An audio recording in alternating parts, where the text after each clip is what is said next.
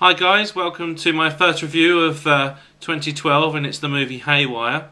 There's some good things and some bad things in this film. The good things I'll get to, and I think they're really the main selling point of the film, is the star of the film, which is Gina Carano, who's an MMA fighter, and a very good one at that.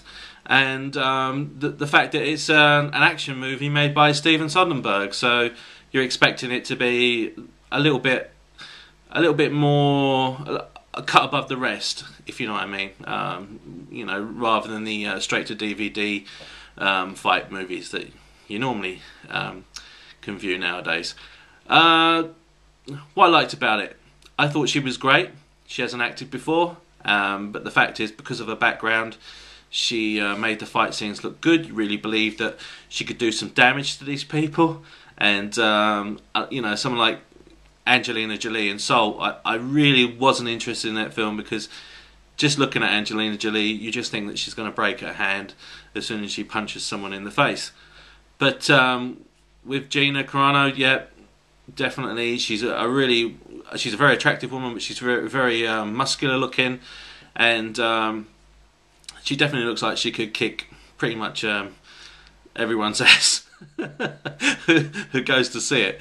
But I mean, the great thing about the action scenes was that they were panned back as well, and you could see everything going on. There was none of this Jason Bourne stuff where it was, you know, really close in, and there was, you know, really quick cuts in the editing. So, like, sometimes it's a little hard to work out. I love Jason Bourne films, by the way, and that's that movie stole something that James Bond has followed suit with.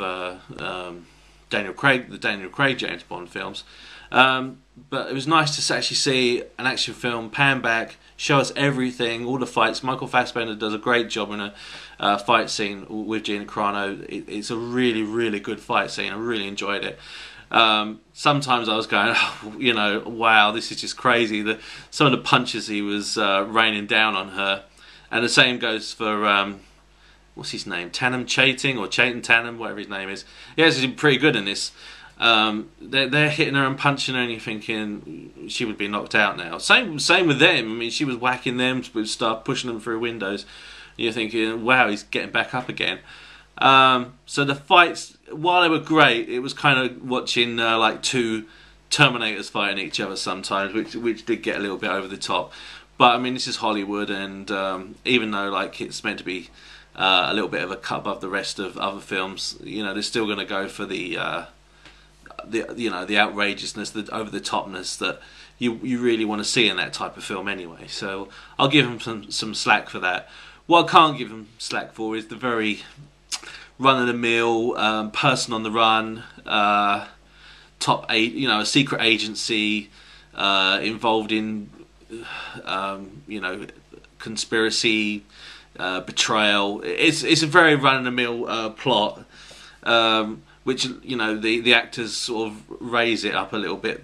I mean, if it was just you know, if it was not very good actors in the film, it would have not been worth going to see. They're the main reason of going to see the film, is their performances.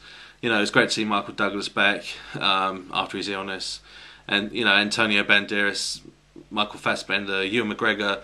For the parts that they play surrounding the main character, it's a very, you know, it's watchable. It's nice to view on the screen, but the actual plot line can drag it down a little bit and make it disappointing.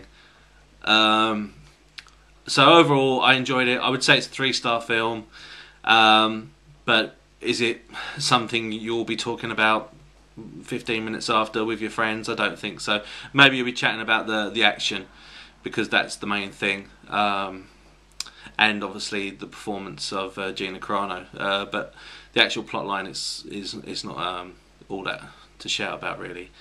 So but what is great about the film is that we've now got this great female action star. Hopefully she'll take this path now, give up the MMA, take this path of making more action films, and because we need that. We need a believable actress to do these kind of things. You know, we back in the day, direct to video, you had Cynthia Rothrock, and if they can get some really good films, she could be like the new and improved Cynthia Rothrock of our time. So yeah, 3 stars. Nothing to shout about, but it's enjoyable while you're watching it.